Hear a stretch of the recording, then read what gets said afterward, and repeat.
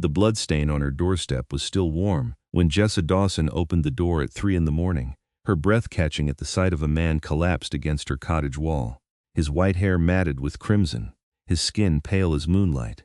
She should have screamed, should have called the police, should have done anything except kneel beside him and press her hands against the wound in his side, feeling the unnatural coolness of his flesh beneath her trembling fingers. But Jessa had always been drawn to broken things, and something in the elegant lines of his face, the way his silver eyes flickered open to meet hers with desperate recognition, made her decision before her rational mind could intervene. "Please," he whispered, his voice carrying an accent she couldn't place, ancient and aristocratic. "The hunters, they cannot find me here." Hunters, the word sent ice through her veins. She'd heard the rumors in town, whispered conversations about the disappearances, the pale figures seen near the old cemetery, the government task force that had set up operations in the abandoned mill. Jessa had dismissed it all as small-town paranoia until this moment, until she felt the weight of something impossibly real bleeding out on her porch. She made her choice in seconds. "Can you walk?" He nodded, though the movement cost him. Jessa slipped her shoulder under his arm, shocked by his height, by the lean strength in his frame despite the injury. She guided him inside, kicking the door shut behind them and immediately drawing every curtain, every blind. Her cottage sat at the edge of the woods, isolated enough that no neighbors would see. No one would question why her lights were on at this ungodly hour. She lowered him onto her sofa, and in the lamplight she could truly see him. His features were too perfect, too refined, like a sculpture come to life. His hair fell past his shoulders, white as fresh snow, and his eyes held centuries in their depths. Blood soaked through his dark clothing, black against black, but the wound itself looked wrong, too clean, too precise, as if something had been designed specifically to harm him. "What are you?" she asked, though part of her already knew. "Dying if you do not help me," he replied, a ghost of dark humor in his tone. Then, more seriously, "My name is Lysander. I am what your legends call vampire, though we prefer the term nightborn, and you, reckless woman, have just made yourself an enemy of those who hunt my kind." Jessa grabbed her first aid kit from the bathroom, her hands surprisingly steady. "I'm a veterinarian. I'm used to patients who can't exactly tell me where it hurts. Though you seem more talkative than most a healer." Something flickered in Lysander's expression, approval mixed with pain. "Perhaps fate has not abandoned me entirely." She cleaned the wound, surprised to find it already beginning to close at the edges, though far too slowly. "What did this?" "Silverblade, blessed with old words and older hatred," Lysander explained, his jaw tight as she worked. "It prevents our natural regeneration. Without intervention, the poison will spread until even my immortal body fails." "What kind of intervention?" "Blood," he said simply. "Pure blood, freely given. But I will not ask that of you. You have already risked enough." Jessa paused, meeting his eyes. She saw no deception there, no predatory hunger, only resignation and a strange nobility. "If I don't, you die?" "Eventually, yes." She stood, went to her kitchen, and returned with a sharp knife and a clean glass. Before he could protest, she drew the blade across her palm, letting crimson drops fall into the container. The pain was sharp but manageable, nothing compared to the weight of the choice she was making. "You're mad," Lysander breathed, but his eyes had darkened to something almost black fixed on the offering. "Probably," Jessa agreed, pressing the glass to his lips, "but I don't let things die on my watch if I can help it." He drank, and she watched the transformation ripple through him. Color returned to his features, the wound in his side began to knit together with visible speed, and his eyes, when they found hers again, burned with an intensity that made her breath catch. "Why?" The question came out raw. "You do not know me. I am everything you should fear." "Maybe," Jessa said, wrapping her hand in gauze. "But those hunters, they're the ones who looked at you and saw something to kill. I look at you and see someone who needs help. That's the difference." Before Lysander could respond, the sound of vehicles cut through the night. Multiple engines moving fast. Jessa rushed to the window, peering through a gap in the curtains. 3 black SUVs were pulling onto the dirt road leading to her cottage, their headlights cutting through the darkness. "They tracked me," Lysander said, already on his feet despite his recent injury. "I will lead them away. You will tell them nothing. Say I threatened you, forced my way inside. They will believe it, like hell." Jessa's mind raced. The basement, it's old, stone-walled. Will that hide you? If they have thermal scanners, the walls are 3 feet thick and it backs into the hillside. It's basically a cave. She was already pulling him toward the narrow door. And if your body temperature is naturally lower, maybe it won't register the same way. Lysander allowed himself to be guided down the steep stairs into the cool darkness of her basement. Jessa grabbed a blanket from the dryer, throwing it over him, Stay quiet. Let me handle this. She was back upstairs in seconds, forcing her breathing to steady, her expression to calm. By the time the hammering came at her door, she had composed herself into a mask of irritated confusion. The men who stood on her porch wore tactical gear and carried weapons that looked far more sophisticated than anything local police would have. The leader, a hard-faced man with graying temples, held up a badge that identified him as Agent Morrison, Supernatural Threat Division. Mrs. Dawson, we're tracking a dangerous entity that may have come this way. Have you seen anything unusual tonight? Jessa wrapped her robe tighter, playing the part of a woman woken from sleep. I heard something outside maybe an hour ago, looked out but didn't see anything. Is this about those rumors? The vampire stories? Morrison's eyes narrowed. So you've heard. That makes this easier. The creature we're hunting is wounded and desperate. If it contacts you, approaches you in any way, you're in extreme danger. May we search your property? Do you have a warrant? This is a matter of national security. We don't need, then no. You can't search my property, Jessa said firmly, channeling every ounce of stubborn independence her late grandmother had instilled in her. I'm a veterinarian, Agent Morrison. I work with animals, not monsters. And I know my rights, emergency or not. Come back with proper paperwork if you want to come inside. Morrison's jaw tightened, but before he could argue, another agent approached, holding some kind of scanning device. He shook his head. No heat signatures except hers. If the target was here, he's gone now. The lead agent looked at Jessa for a long moment, clearly weighing his options. Finally, he pulled out a card. Call this number immediately if you see anything, and Ms. Dawson, these things are predators. They're not misunderstood creatures or romantic fantasies. They're killers who've learned to wear beautiful faces. Don't be fooled. He turned and strode back to the vehicles, his team following.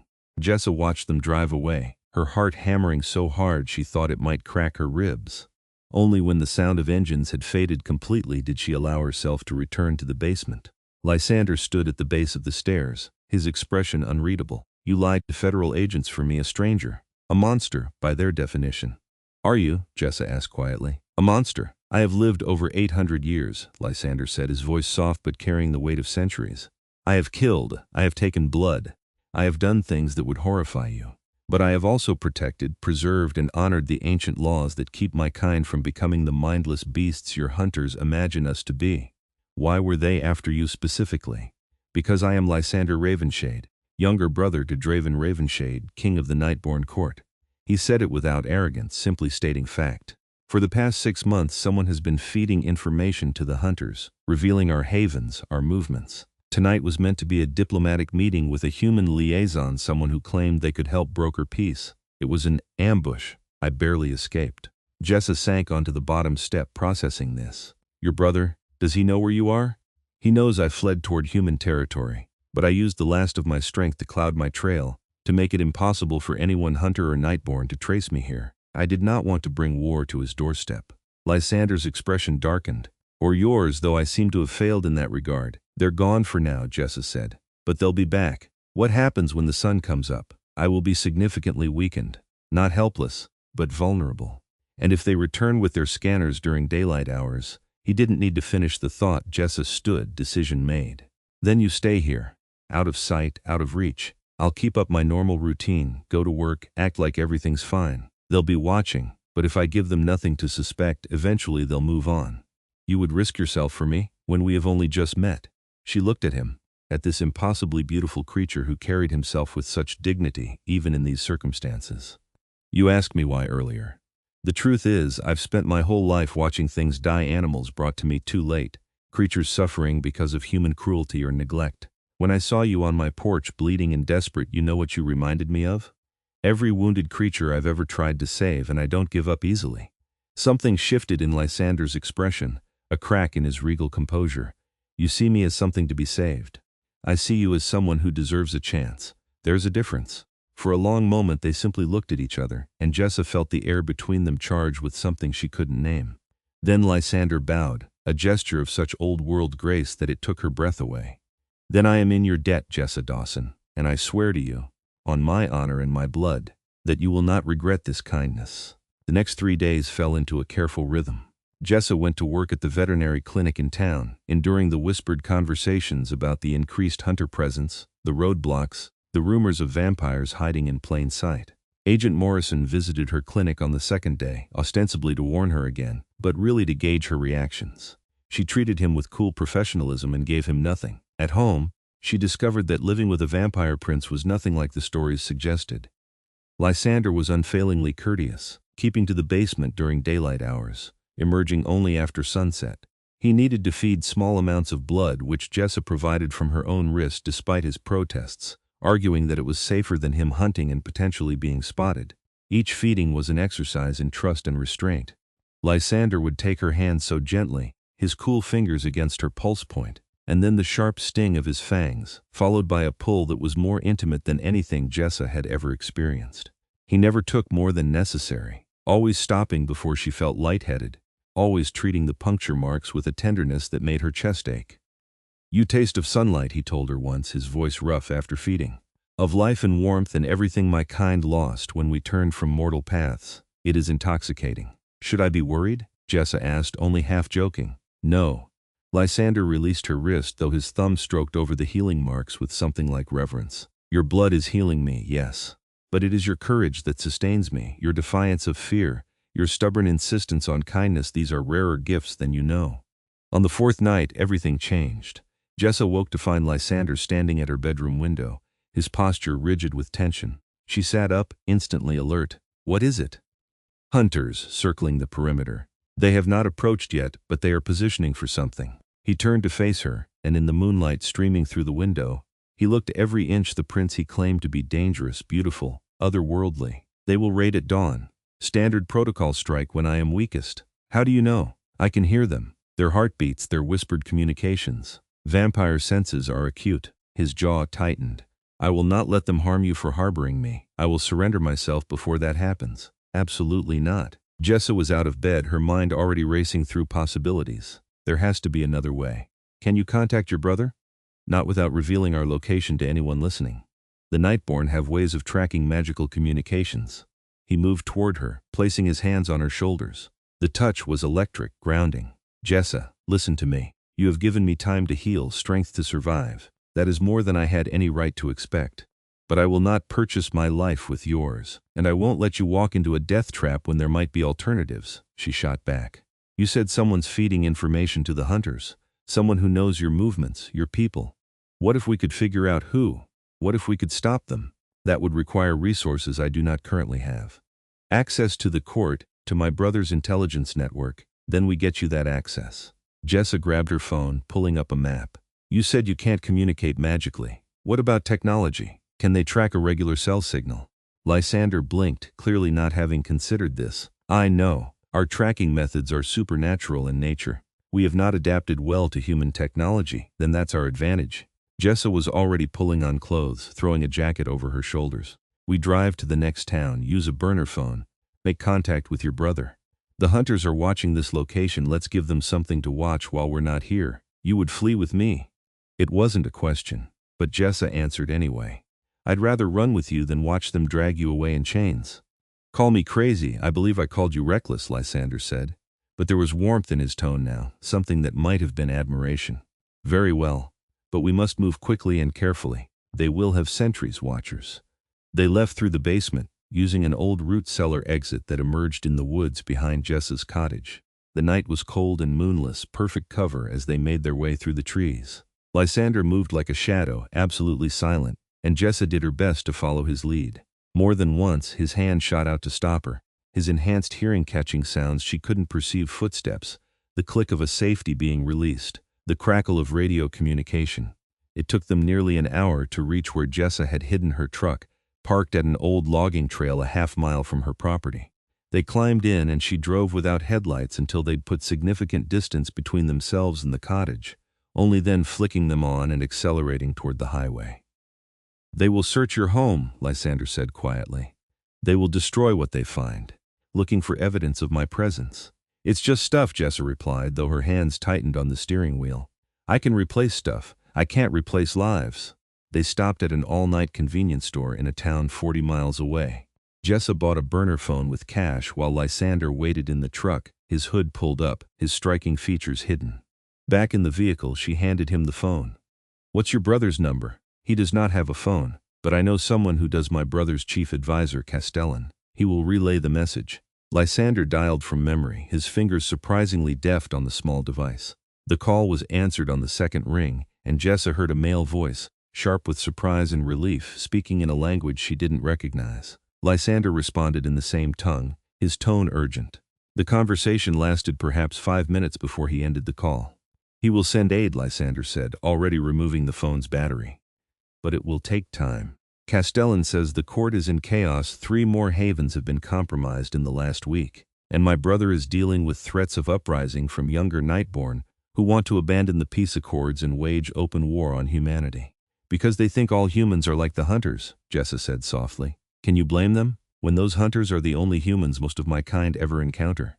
Lysander looked at her, his silver eyes searching. You are an anomaly, Jessa Dawson, a beautiful, terrifying anomaly who challenges everything I thought I knew about your species. I'm really not that special. You are wrong. He reached out, his cool fingers brushing her cheek. The touch sent shivers through her, though not from cold. You are courage personified. You are defiance wrapped in compassion. You are exactly what this broken world needs, and I find myself wondering what I did to deserve crossing your path. Jessa's breath caught. There was something in his gaze, in the way he looked at her, that made her feel seen in a way she'd never experienced. Not just acknowledged, but truly perceived, valued, treasured. It was terrifying and exhilarating in equal measure. Where do we go now? She asked, her voice barely above a whisper.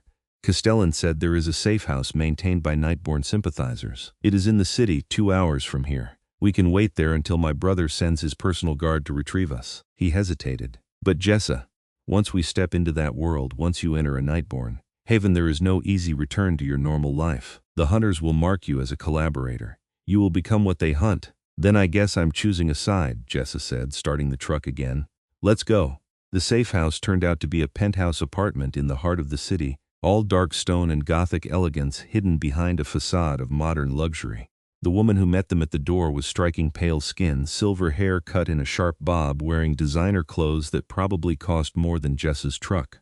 Her eyes, when they landed on Lysander, filled with relief. Your Highness, she said, bowing deeply. We feared you lost, not lost, Lady Morgana, merely delayed. Lysander gestured to Jessa. This is Jessa Dawson, who saved my life at great personal risk. She is under my protection. Morgana's eyebrows rose as she assessed Jessa, something like surprise crossing her features. A human, you trusted a human. She earned that trust with blood and bravery, Lysander said, his tone brooking no argument. Treat her as you would treat me. Morgana bowed again, this time to Jessa. Then you are welcome here. Miss Dawson, please, both of you, come inside. There is much to discuss. The penthouse was stunning, filled with antique furniture and artwork that Jessa suspected was worth more than her entire veterinary practice. Floor-to-ceiling windows showed the city skyline, but heavy blackout curtains could be drawn at a moment's notice. Morgana led them to a sitting room where blood Jessa tried not to think about where it came from was served to Lysander in a crystal glass, and she was offered tea. The situation is deteriorating rapidly, Morgana explained, her ageless face grave. King Draven is convinced there is a traitor within the court itself, someone high-ranking enough to know the movements of the royal family, to access secure information about our havens and meeting places. Does he have suspects? Lysander asked. 3 Lord Theron, who has long argued for a return to the old ways. Lady Seraphine, who lost her mate to hunters 50 years ago and has never forgiven humanity. And Duke Aldrich, who has been vocal about his belief that Draven's peace accords make us appear weak. Jessa set down her teacup. Let me make sure I understand. Someone in your own government is betraying your people to hunters because they want to start a war. Essentially, yes, Morgana confirmed. They believe that if enough Nightborn are killed, it will force the rest of us to abandon diplomacy and retaliate. And if humans and vampires go to war, there will be no winner, only ashes. Then we stop them, Jessa said. We find proof, expose them, and end this before more people die. You speak as though it is simple, Morgana said, though there was no mockery in her tone, only curiosity. It's not simple, but it's necessary. Jessa looked to Lysander. You said your brother is sending his guard. When they arrive, we go to the court. We root out this traitor and we finish this.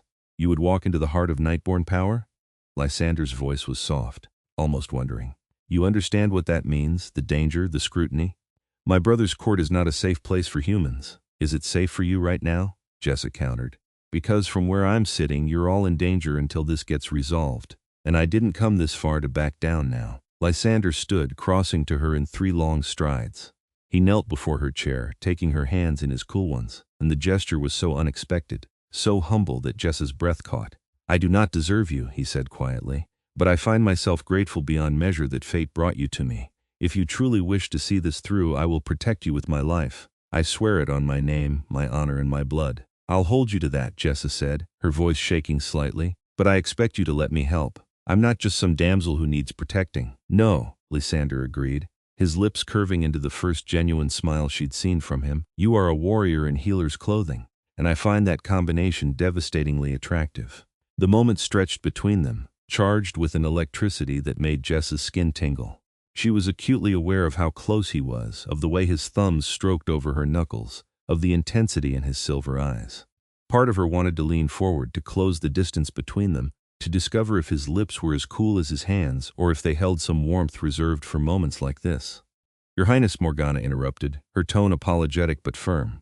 "The sun will rise in 2 hours. You should rest before the guard arrives." The spell broke. Lysander stood, releasing Jessa's hands with what might have been reluctance. "She is right. You should sleep as well. We will need all our strength for what comes next." Morgana showed Jessa to a bedroom that was larger than her entire cottage, complete with an ensuite bathroom and a bed that looked like something from a luxury hotel. "There are clothes in the closet that should fit," the vampire woman said. "And if you need anything, anything at all, simply speak. The walls have ears here, and we will hear you." After Morgana left, Jessa stood in the shower for a long time, letting hot water wash away the grime and fear of the past few days.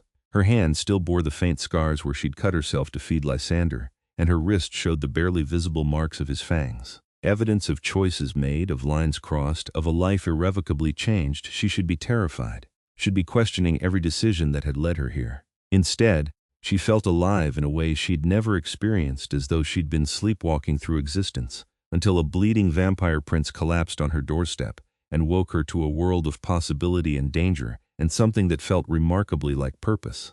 When she finally climbed into bed, exhaustion claimed her almost immediately, but her dreams were filled with silver eyes and cool hands and the phantom sensation of fangs at her wrist, taking and giving in equal measure. She woke to voices in the other room, male and urgent. Daylight streamed through gaps in the curtains, and when Jessa checked the clock, she was shocked to find she'd slept for 6 hours. She dressed quickly in clothes from the closet, dark jeans and a deep red blouse that fit surprisingly well, and emerged to find the sitting room filled with newcomers. 5 vampires stood in a loose semicircle, all bearing the same striking features: pale skin, white hair, those unnerving eyes that seemed to see through to the soul.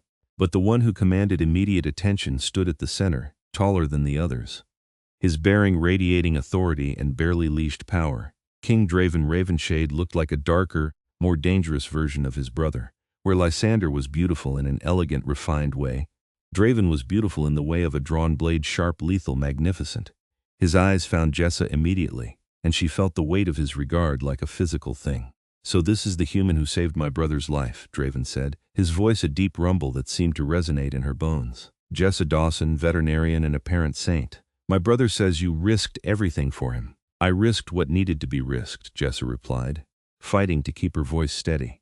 "Anyone decent would have done the same." "You are wrong." Draven moved toward her with predatory grace. "Most would have shut their door, called the authorities, saved themselves. You chose differently, and for that, you have my gratitude and my protection. But I must ask why. What did you hope to gain?" "Nothing," Jessa said honestly. "I just couldn't let him die."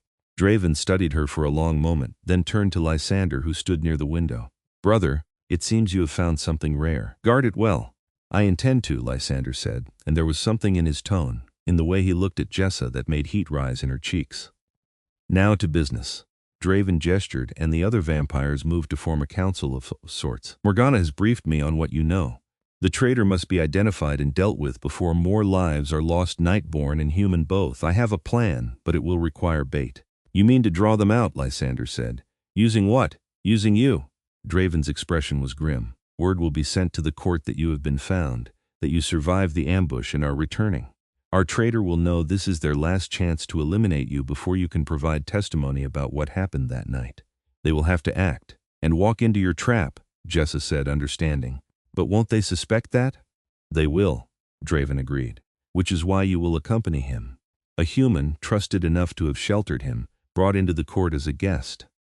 Our traitor will see an opportunity, a chance to eliminate both a witness and a human who now knows too much about our world. They will not be able to resist. You want to use her as bait? Lysander's voice had gone cold, dangerous. Brother, I cannot. I'll do it, Jessa interrupted.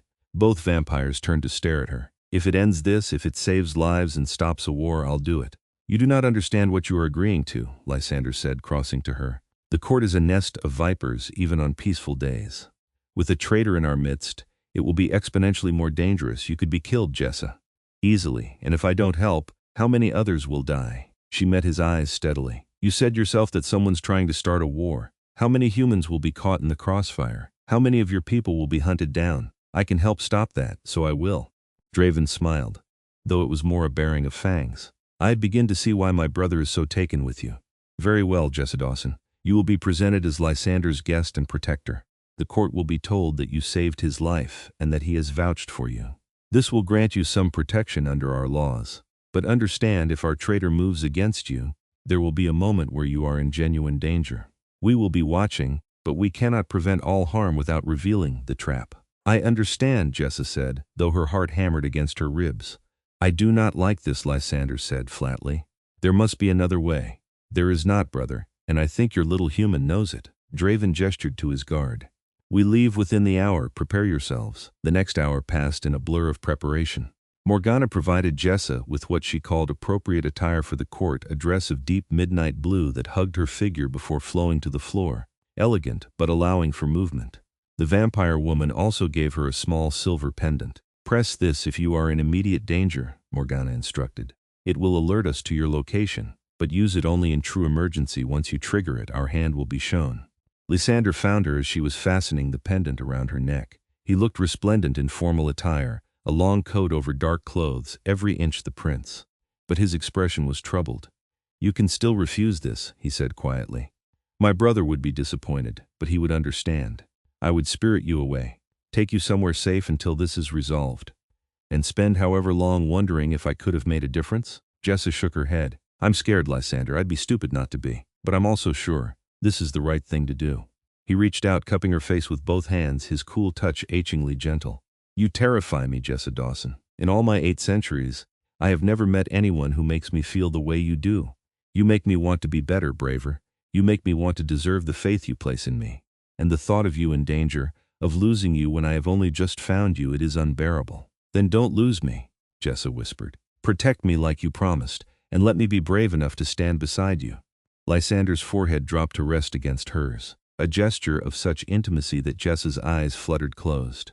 If anything happens to you, he breathed, I will burn the world to ash. Do you understand? I will show them exactly what a monster truly looks like. Nothing's going to happen, Jessa said, though she couldn't quite keep the tremor from her voice. We're going to catch your traitor, stop a war, and then maybe you can take me on a proper date. One that doesn't involve running from hunters or political intrigue. He laughed, the sound surprised and genuine.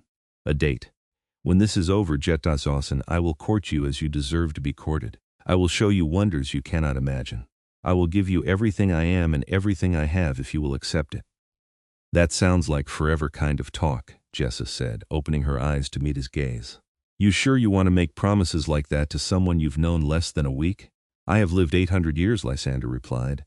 I know what matters, and you, brave, foolish, magnificent woman, matter more than anything has mattered in centuries. So yes, I am sure. Before Jessa could respond, before she could process the weight and wonder of what he was offering, Draven's voice called from the other room.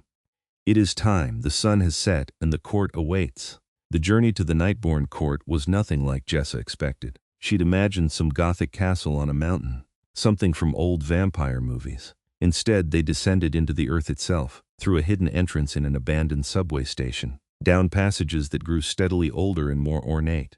The walls shifted from concrete to stone to something that looked ancient, carved with symbols that predated any language Jessa knew. The court has been here for over 1,000 years, Lysander explained as they walked, his hand steady at her back. Long before this city was built above it. We do not advertise our presence, but we have always been here, watching, maintaining the balance. They emerged into a vast cavern that stole Jessa's breath. It was a city unto itself. Buildings of stone and crystal rising toward a ceiling so far above it might as well have been sky. Illumination came from sources she couldn't identify, a soft glow that was neither firelight nor electricity. And everywhere vampires, hundreds of them, moving through streets and buildings, living lives that mirrored and yet fundamentally differed from those of the humans above. "Welcome to Calum Knox," Draven said, pride evident in his voice. "The night-born capital." They made their way through winding streets, drawing stares and whispers. Jessa could feel the weight of attention, the curiosity and suspicion directed at the human in their midst. More than once she caught the gleam of fangs, the intensity of gazes that saw her as either fascinating oddity or potential prey. But no one approached, not with Lysander at her side and the king's guard surrounding them. The palace, and it was absolutely a palace, rose at the cavern's heart. It was built of dark stone that seemed to absorb light, decorated with silver filigree, and topped with spires that reached toward the cavern ceiling. Guards in ornate armor flanked massive doors that opened at Draven's approach, revealing a throne room that made the rest of the city pale in comparison. The chamber was enormous, supported by pillars carved to resemble ancient trees. The floor was polished black marble inlaid with silver, forming patterns that might have been constellations or magical symbols. And at the far end, on a dais of 3 steps, sat a throne of dark crystal that seemed to pulse with its own inner light. The court had assembled. Dozens of vampires lined the chamber, all dressed in finery that spoke of wealth and power accumulated over centuries. They watched as Draven led their small group forward, their ancient eyes assessing, calculating. Draven ascended to his throne, and Lysander guided Jessa to stand beside him at the base of the dais. The king's voice, when he spoke, carried to every corner of the vast chamber. "My people, I present to you Lysander Ravenshade, my brother and heir, who was nearly lost to us through treachery. And with him Jessa Dawson, the human who saved his life at great personal cost. She stands here under my protection and his, and I name her friend of the court. Any who offer her harm offer harm to me." The pronouncement sent ripples through the assembled vampires. Jessa caught fragments of whispered conversations, a mix of languages both modern and ancient. 3 figures in particular drew her attention: a male vampire with a cruelly beautiful face who watched her with open disdain, a female whose silver eyes burned with barely concealed rage, and an older vampire who looked at her with the calculating gaze of someone solving a complex problem. Lord Theron, Lady Seraphine, and Duke Aldrich, the suspects. "Your Majesty," Lord Theron said, stepping forward. His voice was smooth, cultured. "While we rejoice at Prince Lysander's safe return, surely you see the risk in bringing a human here. Our secrets are not hers to know, and yet she knows them," Draven replied calmly. "She has seen our world, tasted our truth. The question is not whether to trust her, but whether we have the wisdom to accept the alliance she represents." "Alliance?" Lady Seraphine's laugh was bitter. "This human is no alliance. She is a liability, a security breach waiting to happen. The hunters already pursue our people. Would you give them a map to our door?" "The hunters already have maps," Lysander said, his voice carrying steel. "Someone has been providing them with information for months. Someone who knew about my meeting, who arranged the ambush that nearly killed me. Someone in this very room." The chamber erupted. Vampires shouted questions, accusations, denials. Draven let it continue for a moment before raising his hand, silence falling instantly. "My brother speaks truth. There is a traitor among us, one who has sold our people to hunters, who has orchestrated deaths and betrayals in pursuit of their own agenda, and tonight that traitor will be revealed." Duke Aldrich stepped forward, his expression grave. "Sire, if you have evidence of treachery, it should be presented to the council immediately. To make such accusations publicly risks." "Risks what?" Draven interrupted. "Revealing that we are vulnerable." "We are already vulnerable, Aldrich.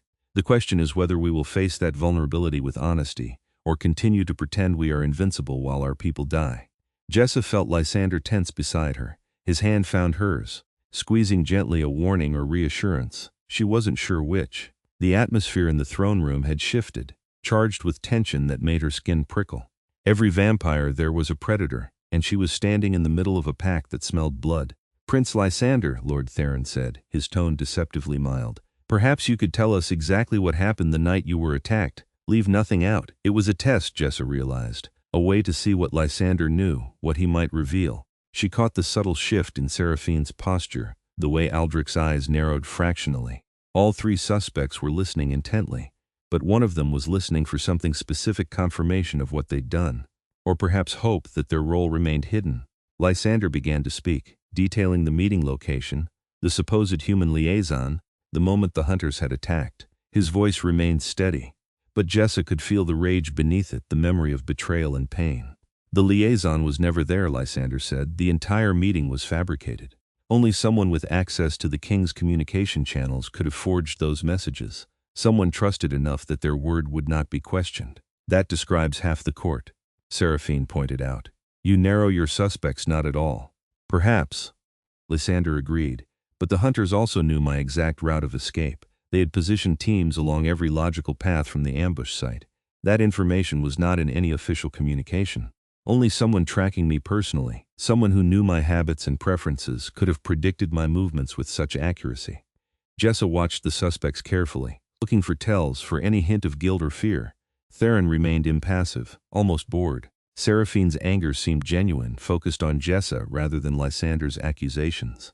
But Aldrich, there was something in his expression, a flicker of calculation that made her instincts scream. Before she could process it further, chaos erupted. One of the court vampires, a younger male Jessa hadn't noticed before, suddenly moved. He was fast, inhumanly so, crossing the distance to the dais in a blur. His target was clear, Jessa herself. She saw the blade in his hand, silver and engraved with symbols, and knew with absolute certainty that if it struck her, no amount of vampire healing would save her. Lysander was faster.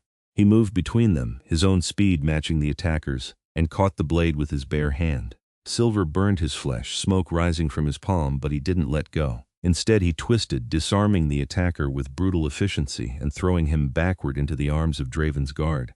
Who sent you? Draven's voice was thunder, echoing off the chamber walls. Who ordered this attack? The young vampire said nothing, his expression defiant. Then, before anyone could stop him, he bit down hard. Blood filled his mouth, his own blood, Jessa realized, from a poison capsule hidden in his teeth. He collapsed, convulsing, and within seconds lay still, dead by his own hand rather than face interrogation. Clever, Draven said coldly. Our traitor uses expendable pawns, not willing to risk themselves directly. But this attack tells us something important. They fear what Miss Dawson might reveal. I don't know anything, Jessa said, her voice shaking with adrenaline. I'm not a threat to anyone. You are a threat to someone, Lysander said, cradling his burned hand. Morgana was already there with supplies, wrapping the wound despite his protests. Someone who knows that you are observant, intelligent, and not bound by court politics. Someone who fears your fresh perspective might see what we have all become blind to. Jessa's mind raced. What did she see that others didn't? What could she possibly know that would threaten someone enough to order her death? She thought back over the past hour, over the suspects, their reactions. It's not about starting a war, she said suddenly. The words spilled out before she could second-guess them. Everyone keeps saying the traitor wants to provoke conflict between humans and vampires. But what if that's not the goal? What if the war is just side effect? Every eye in the chamber turned to her. Draven leaned forward on his throne. Explain. You said 3 havens were compromised recently, plus the ambush on Lysander. 4 major strikes in a short time. That's not random, that's strategic. But if I wanted to start a war, I'd hit human targets, make it look like vampires were attacking. I'd provoke both sides equally. Jessa looked at Draven. These attacks only target vampires. They only weaken the Nightborn. So what if the goal isn't war, it's conquest? Someone who wants your throne, your power, but can't take it directly because you're too strong, the court too loyal. So instead, they weaken your power base, eliminate your heir, create enough chaos that when they finally make their move, there's no one left to stand against them. Silence. Then Draven began to laugh, a sound without humor. From the mouths of children and humans, truth emerges. Duke Aldrich, would you care to respond to Miss Dawson's theory? Aldrich's face had gone carefully blank. Sire, I don't understand, don't you? Draven rose from his throne, descending the steps with predatory grace. You have been my most trusted advisor for 200 years. You have access to all communications, all strategies.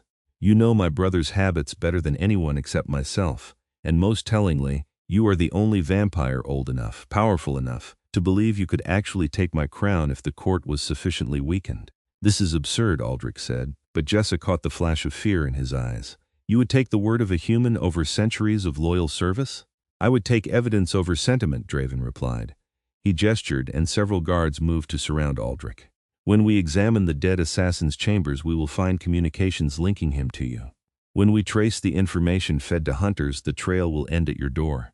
You have been meticulous, Aldrich, but not perfect. And now, thanks to a human's unclouded perspective, we know where to look. Aldrich's composure finally cracked. In a movement too fast for Jessa to follow, he produced a blade and lunged not at Draven but at Lysander. The logic was clear.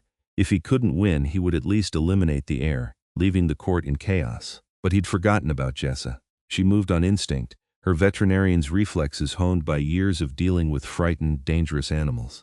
Her hand went to the heavy silver candlestick on a nearby table, and she swung it with all her strength. It connected with Aldrich's temple at the exact moment Lysander twisted away from the blade, throwing the Duke off balance. Draven was there in an instant, his hand closing around Aldrich's throat with crushing force. "You dare," he hissed, his composure finally cracking to reveal the monster beneath. "You dare attack my brother, my court, my people, and then try to strike him down in my very presence." Aldrich struggled, but Draven's grip was implacable. "The court has grown soft," Aldrich choked out. "You have made us weak with your peace, your treaties, your rules. I would have returned us to greatness, to the days when humans feared us as they should." "You would have led us to extinction," Draven said coldly. "And now you will serve as a reminder to any who would follow your path." He looked to his guard. "Take him to the chambers below. He will face the court's justice at dawn. Fitting, I think, that one who betrayed his kind should meet the sun." The guards dragged Aldrich away, his protests fading as they exited the throne room. The remaining court members stood in stunned silence, processing what had just occurred. Then slowly they began to kneel, first Morgana, then Theron, then Seraphine, then all the others, a cascade of vampires acknowledging their king's judgment. Only Jessa remained standing, uncertain of protocol. Draven's eyes found hers, and to her surprise, he bowed not deeply but enough to show respect. "You have saved my brother twice now," he said. "Once with your compassion, and once with your courage. The Nightborn are in your debt, Jessa Dawson. Ask what you will of us, and if it is within our power, it shall be granted." Jessa looked at Lysander, who watched her with an expression that made her heart ache, pride and wonder, and something deeper, something that looked remarkably like love. "I don't want payment," she said softly. "I just want this to mean something. I want the peace you've been building to continue. I want humans and Nightborn to find a way to coexist. Can you give me that?" "That is a larger request than gold or jewels," Draven said. "But I will honor it. The court shall redouble our efforts toward peace, and you, Jessa Dawson, shall be our ambassador if you are willing. A human voice within our world, helping us navigate the complexities of coexistence. I'm a veterinarian, not a politician. You are a healer who sees past species to the individual," Lysander said, moving to her side. "There is no one better suited to bridge our worlds." Jessa thought about it. Thought about her cottage, now likely destroyed by hunters. Thought about her practice, her simple life that no longer seemed to fit. Thought about the past few days, the danger and fear, yes, but also the exhilaration, the sense of purpose, the feeling that she was finally doing something that mattered. And she thought about Lysander. About his gentle strength, his honor, the way he looked at her like she was something precious and powerful and worth protecting. About the future he'd promised her, full of wonders and courtship and forever kind of talk. "I'll do it," she said. "But I have conditions. The Nightborn help rebuild what the hunters destroyed in their search for Lysander. You work with human authorities, the good ones, to root out the extremists who want nothing but genocide. And you give me access to all relevant information. No secrets, no holding back. If I'm going to help build trust, I need to be able to trust you." Draven's smile was genuine this time. "Done. Welcome to the court, Ambassador Dawson. Try not to let us eat you." "That's not funny," Jessa said, though her lips twitched. "It is a little funny," Morgana murmured. The court proceedings continued for another hour, but Jessa barely registered the details. She was too aware of Lysander beside her, of the way his hand kept finding hers, of the looks he gave her when he thought she wasn't watching. Finally, as the assembly began to disperse, he leaned close. "Walk with me," he said quietly. "I wish to show you something." He led her out of the throne room, through winding corridors, up spiraling stairs. They climbed for what felt like forever, until finally they emerged onto a balcony that overlooked the entire cavern city. From here, Calum Knox spread out below them like a fantasy made real, glowing with soft light, beautiful and impossible and utterly alien. "This is my world," Lysander said, standing beside her at the railing. "These are my people. For 800 years I have walked these streets, served this court, believed in the principles my brother and I built together. But I have never felt truly alive, Jessa. Not until a brave woman found me bleeding on her doorstep and chose kindness over fear." He turned to face her, taking both her hands in his. "I told you I would court you properly. I meant it. But first I need you to understand what that means. I am Nightborn. I am immortal. If you choose me, if you accept what I am offering, you are choosing a life that will be long, strange, and often dangerous. You are choosing to stand between worlds, never fully belonging to either. It is not an easy path. And if I choose you," Jessa said, her heart racing, "what happens to me? Do I become like you? Only if you wish it. The transformation is a choice, and not one that must be made immediately or ever. Some humans who bond with Nightborn remain mortal their entire lives, though we share our longevity with them through blood. Others choose to turn after years or decades of consideration. The decision would be yours, always. Jessa looked out over the cavern city, processing this. The enormity of what he was offering, a life beyond anything she'd imagined, love with a being who had seen centuries rise and fall, a purpose that could span ages. It should have been overwhelming. It should have sent her running. Instead, she felt certain. More certain than she'd ever been about anything. I choose you, she said simply. I choose this, I choose us. Maybe that makes me crazy, maybe I'll regret it someday. But right now in this moment, I've never been more sure of anything. Lysander's expression transformed. The careful control he maintained cracked, revealing raw emotion, joy and relief and disbelief all tangled together. He pulled her close, his cool hands cupping her face, his forehead resting against hers. Then I am yours, he breathed. For however long you will have me. Mortal years or immortal ones, I am yours, Jessa Dawson. I vow it. I bind myself to you with words and blood and everything I am. That sounds like a vampire marriage proposal, Jessa said, her voice shaking. It is, Lysander confirmed. The eternal vow. In my culture, it is the highest commitment one can make. Once spoken, once accepted, it cannot be undone. We become bonded, our lives intertwined. Your pain becomes mine, my strength becomes yours. We are two souls choosing to walk as one. Then I accept, Jessa whispered. I accept your vow, Lysander Ravenshade, and I offer mine in return. I choose you. Choose this life, choose us. For as long as we have, in whatever form it takes. He kissed her then, and it was nothing like she'd expected. His lips were cool but not cold, gentle but not hesitant. The kiss started soft, almost reverent, but quickly deepened into something more passionate, more desperate, as if they were both trying to communicate 800 years of loneliness and 1 week of perfect connection all at once. When they finally broke apart, both breathing hard, Lysander's eyes had darkened to near black. I need to complete the vow, he said roughly. I need to bind us formally, will you permit it? At Jessa's nod, he raised her wrist to his lips. His fangs descended, sharp and gleaming, and then he bit down. The pain was sharp but brief, quickly replaced by a sensation that was almost euphoric warmth spreading from the bite, rushing through her veins, filling her with a sense of connection so profound it made her gasp. Lysander drank, just a few swallows, then raised his own wrist to his mouth. He bit down on his own flesh and dark blood welled up. Drink, he instructed softly. Seal the bond. Jessa hesitated only a moment before pressing her lips to his wrist. His blood was cool and tasted of metal and something indefinably other, but she drank as he had, just enough to seal what they were creating. The moment his blood touched her tongue, power surged through the connection between them, a rush of sensation and emotion that wasn't quite thoughts but somehow conveyed everything Lysander felt. His love for her, fierce and absolute. His determination to protect her. His wonder at having found her. His gratitude for her courage. And beneath it all, the vow itself sinking into her very soul like roots taking hold. They were bound now, truly and completely. 2 lives, 1 path forward. When Jessa lowered his wrist, Lysander pulled her close, wrapping her in his arms. They stood like that for a long time, looking out over the city, neither needing to speak. The bond between them thrummed with contentment, with rightness, with the promise of countless tomorrows. Finally, Lysander spoke. There is still much to be done. The hunters will not simply disappear because we caught our traitor. The path toward peace will be long and difficult. But I find myself looking forward to it, to working beside you, to building something better, to proving that our worlds can coexist. 1 step at a time, Jessa agreed. Though I should probably call what's left of my old life and explain why I won't be coming back to it. That's going to be an interesting conversation. I will purchase your practice, Lysander said. Hire someone to run it in your stead. Ensure your patients are cared for. And your cottage, if the hunters damaged it, we will rebuild it.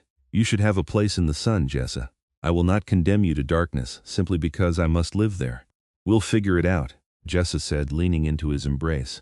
Humans and vampires, sun and shadow, all of it together. The next weeks were a whirlwind.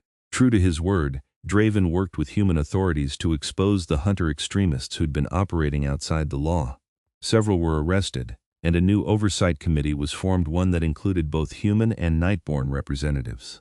Jessa found herself at the center of it all, translating between cultures, mediating disputes, helping both sides understand that coexistence required compromise and trust. It wasn't easy. There were setbacks, conflicts, moments when Jessa wondered if peace was truly possible. But every time doubt crept in, she felt the bond with Lysander, steady and sure, reminding her why she'd chosen this path. Lysander courted her properly, as promised. He took her to see the night market, where vampires traded goods from around the world. He showed her the archives, where Nightborn history was preserved in volumes spanning millennia. He taught her to dance the old ways, formal and elegant, moving through candlelit ballrooms to music no human had heard in centuries. But her favorite moments were the quiet ones. Nights spent in the apartment Draven had given them within the palace, talking until dawn about everything and nothing. Watching old movies together, Lysander providing running commentary on historical inaccuracies that made her laugh. Cooking together, though he couldn't eat the food, content to simply be near her as she made dinner. And the feedings. Those remained intimate, charged with an eroticism that never quite faded. Lysander would take her wrist, her throat, her inner elbow, and the act of giving him her blood became a form of profound connection. Through the bond, she felt what it meant to him, not just sustenance, but trust, love, the gift of her life force freely given. 3 months after the night she'd accepted his vow, Lysander took her back to her cottage. It had been completely restored, better than before, with gardens that Morgana had helped design and security systems that would alert the court if any threat approached. "Your place in the sun," Lysander said as they stood on the porch. "So you always have somewhere to go when the night becomes too much." Jessa looked up at him, this beautiful, ancient being who had upended her entire existence. "The night isn't too much, not anymore, but it's good to know home is still here." He pulled her close, kissing her softly. "Anywhere you are is home to me." 6 months in, Jessa was invited to address the United Nations. She stood before world leaders, a small-town veterinarian turned vampire ambassador, and spoke about coexistence, understanding, and the possibility of peace between species. The speech made international news. Some called her a hero. Others called her a traitor to humanity. Jessa tried not to read the comments. "They fear what they do not understand," Lysander said that night, finding her staring at her laptop. "It will take time for minds to change. I know. I just wish it was faster. Wish I could make them see what I see, that you're not monsters, just people with different needs." "You are doing more than you know," he assured her. "Every conversation, every treaty, every vampire who chooses peace because they see the example you set, it matters. You matter, Jessa, more than you realize." A year after that night on her doorstep, Draven called them to the throne room. Jessa went with some trepidation, never quite sure what to expect from the Vampire King. But when they arrived, the chamber was filled not with the full court, but with a smaller gathering: Morgana, Castellan, a few other vampires Jessa had come to know and trust. "I have been thinking," Draven said without preamble, "about the future, about succession and stability, about what the Nightborn need moving forward." Lysander tensed beside her, clearly uncertain where this was going. "I have ruled for 600 years, Draven continued, "and I have done my best to guide our people wisely. But I am set in my ways, limited by centuries of tradition. The world is changing rapidly, and we must change with it or face extinction." He looked directly at Lysander. "Brother, I am naming you my heir, not just in title but in practice. Within the year I will step down and you will take the throne, and Jessa will stand beside you as queen." The pronouncement left Jessa speechless. She looked at Lysander, who seemed equally stunned. "Brother, I cannot." "You can and you will," Draven said firmly. "You have proven your wisdom, your courage, your ability to see beyond our old ways to new possibilities. And Jessa has proven that a human can not only survive in our world but thrive, lead, and inspire. Together, you represent the future I want for the Nightborn, one where we are not isolated, not feared, but integrated into the world we share with humanity." "That's insane," Jessa said faintly. "I'm not qualified to be a queen. I'm a veterinarian." "You were a veterinarian," Morgana said gently. "Now you are an ambassador, a peacemaker, a symbol of hope. And you will be a magnificent queen, because you see what others cannot: the commonalities between species, the bridges that can be built, the future that can be created if we are brave enough to try." Jessa looked around the room, seeing support in every face. Even Draven, usually so stern, watched her with something that might have been approval. "I need time to think about this," she said finally. "Of course," Draven agreed. "You have 6 months to prepare. But know this, Jessa Dawson, you have already changed our world. The crown will simply make that change official." That night, Jessa and Lysander returned to their apartment in silence. They moved through their evening routine, mechanically, Jessa changing into comfortable clothes, Lysander shedding his formal coat, both of them processing what had just happened. Finally, curled up together on their sofa, Jessa spoke. "Do you want this? The throne, the responsibility?" "I want what is best for my people," Lysander said slowly. "If Draven believes I can lead them better than he can, then I will try, but I will not do it alone. If you are not beside me, Jessa, I will refuse. The throne means nothing compared to what we have built together." "I'm terrified," she admitted. "What if I mess up? What if I'm not strong enough, smart enough, good enough?" Then you will learn, grow, and become what you need to be, Lysander said, tilting her chin up to meet his eyes. As you have done since the moment you found me bleeding on your doorstep. You have never been content to simply survive, Jessa. You have always pushed toward something better.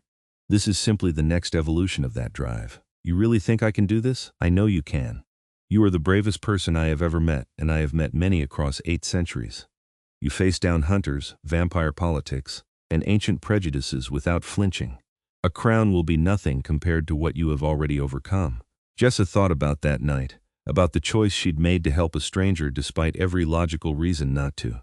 She'd trusted her instincts then, and they'd led her here to love, purpose, and a life beyond anything she'd imagined. Maybe it was time to trust her instincts again. Okay, she said, let's do this. Let's be the rulers your people need. Let's build the future we've been dreaming of. Together.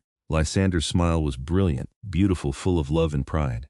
He kissed her deeply, and through their bond Jessa felt his joy, his relief, his absolute certainty that they would face whatever came next as they faced everything united, unshakable, unafraid. The coronation took place on the winter solstice, in the grand throne room of Calum Knox. Every Nightborn who could travel attended, filling the chamber with centuries of wisdom and power. But there were also humans, diplomats, ambassadors, even a few carefully vetted journalists, documenting this historic moment when a vampire king took the throne with a human queen beside him. Jessa wore a gown of midnight blue and silver, her hair arranged in an elaborate style that Morgana had spent hours perfecting. Around her neck she wore not jewels, but the silver pendant that had once been her emergency beacon. Now it symbolized something else, the night she'd chosen: courage over fear, connection over isolation. Lysander stood resplendent in formal regalia, a crown of dark crystal and silver resting on his white hair. But his eyes never left Jessa as Draven performed the ceremony, speaking words in the old tongue, binding them not just to each other but to the Nightborn people. When it came time for Jessa to speak her vows, she did so in a clear voice that carried through the chamber. I vow to serve the Nightborn with all my strength, to bridge the worlds of human and vampire, to lead with compassion, decide with wisdom, and never forget that every life, human or Nightborn, has value. I vow to stand beside Lysander, my king and my love, in all things. And I vow to work toward a future where our children, both those born human and those born vampire, inherit a world of peace, understanding, and hope. The chamber erupted in applause, vampires and humans alike. Draven stepped down from his throne, no longer his throne, and gestured for Lysander and Jessa to ascend. They did so together, hands clasped, and turned to face their people. The new era begins, Draven announced. King Lysander and Queen Jessa of the Nightborn court. May their reign be long, wise, and prosperous. The celebration lasted through the night and into the next. Jessa danced with diplomats and ancient vampires alike, accepted congratulations from humans who'd once feared what she'd become, listened to Morgana's whispered advice about court politics. But through it all she remained anchored by the bond with Lysander, by the certainty of their connection. As dawn approached, they finally escaped to their private chambers. Lysander removed his crown, setting it aside with relief, and Jessa kicked off her shoes with a groan. We're royalty now, she said, still not quite believing it. We have actual crowns. We have responsibility, Lysander corrected gently. The crown is simply a symbol of that. But yes, we have ascended to roles we could never have predicted. He crossed to her, pulling her into his arms. Regrets? Not even one, Jessa said honestly. Terrified? Absolutely. But regrets? Never. This is where I'm meant to be. With you. Leading beside you. Building the future we've dreamed of, then we will build it together. Lysander promised, one day, one decision, one bridge between worlds at a time, and when you are weary I will carry you. When I falter you will steady me. That is what it means to be bonded, to rule together, to love as we love. Forever? Jessa asked, echoing that conversation from a year ago. Forever, Lysander confirmed. Whether you choose to turn or remain human, whether you age beside me or walk through centuries at my side, I am yours. That was my vow, and I will honor it until stars burn out and time itself ends. Jessa pulled him down for a kiss, pouring everything she felt into it. Love, gratitude, commitment, and the bone-deep certainty that she'd made the right choice that night. She'd opened her door to a bleeding stranger. Everything since had been consequences of that single decision, ripples spreading out to change the world. Years passed. The reforms Lysander and Jessa implemented transformed Nightborn society. Havens were opened to human visitors under careful conditions. Mixed councils were established in cities worldwide, giving both species a voice in local governance. The hunters who'd once persecuted vampires indiscriminately were reformed into protection agencies, working to stop rogue elements on both sides rather than operating as an extermination force. There were still challenges, still conflicts, still vampires who resented the changes and humans who feared the night. But slowly, year by year, the world adapted. Children grew up learning about Nightborn in schools, seeing vampires as neighbors and colleagues rather than monsters. Humans worked night shifts alongside their vampire coworkers. Interspecies relationships became more common, more accepted, and through it all, Jessa and Lysander ruled together, their love and partnership becoming legendary. The human queen who'd saved a vampire prince and received an eternal vow in return. The vampire king who'd found his soulmate in the most unlikely place. On the 5th anniversary of their coronation, Jessa stood on the same balcony where Lysander had first offered his vow. The cavern city spread out below, but it looked different now, more lights, more activity. Humans and vampires walking the streets together. Living proof that coexistence was possible. Lysander found her there, as he always did, wrapping his arms around her waist and pulling her back against his chest. "What are you thinking about?" "The future," Jessa said, "and whether I'm ready to make it truly forever." She felt him go still behind her. "You have decided." "I have." She turned in his arms to face him. "I want to turn. I want centuries with you, not decades. I want to see the world we're building grow and change. I want forever. Lysander, with you." His eyes darkened, emotion overwhelming him. "You are certain once done it cannot be undone?" "I'm certain. I've been thinking about it for a year, weighing the choice, and I know, absolutely know, this is right. So yes, my love, make me what you are. Let us walk through eternity together." The transformation took place during the next new moon, in a private ceremony attended only by Draven, Morgana, and Castellan. It was not painless, the venom in Lysander's bite that would turn her burned through Jessa's veins like fire, rewriting her on a cellular level, killing what was mortal, and remaking it into something immortal. She woke 3 days later to a world transformed. Colors were sharper, sounds clearer, her body thrumming with a power and grace she'd never possessed as a human. And through the bond with Lysander she felt his joy, his relief, his absolute certainty that they'd made the right choice. "How do you feel?" he asked. Brushing white hair, her hair was white now, like all Nightborn, back from her face. "Different, powerful, hungry." Jessa smiled, fangs sharp in her mouth, "and absolutely certain we're going to have an amazing eternity together." Lysander laughed, pulling her close for a kiss that was different now, cool lips meeting cool lips. Immortal meeting immortal. Equals in truth as well as title. And so they began their forever. King Lysander and Queen Jessa, ruling the Nightborn court, building peace between species, and proving that love, true love, brave love, the kind of love that defied logic and conquered fear, could change the world. The hunters who'd once sought to kill them now sought their counsel. The vampires who'd feared humanity learned to trust. The humans who'd seen only monsters learned to see people. And at the center of it all, two souls who'd found each other in the most unlikely circumstances, who'd chosen each other despite every obstacle, who'd built something beautiful from the ashes of fear and hatred. They stood together on the palace balcony decades later, watching the sun set over the cavern city. Jessa could tolerate sunlight now in small doses, one of the gifts of being turned by one so ancient and powerful. The city had grown, expanded, become a beacon of hope for Nightborn and humans alike. "Do you ever think about that night?" Jessa asked. "When you collapsed on my doorstep, bleeding and desperate?" "Every day," Lysander replied.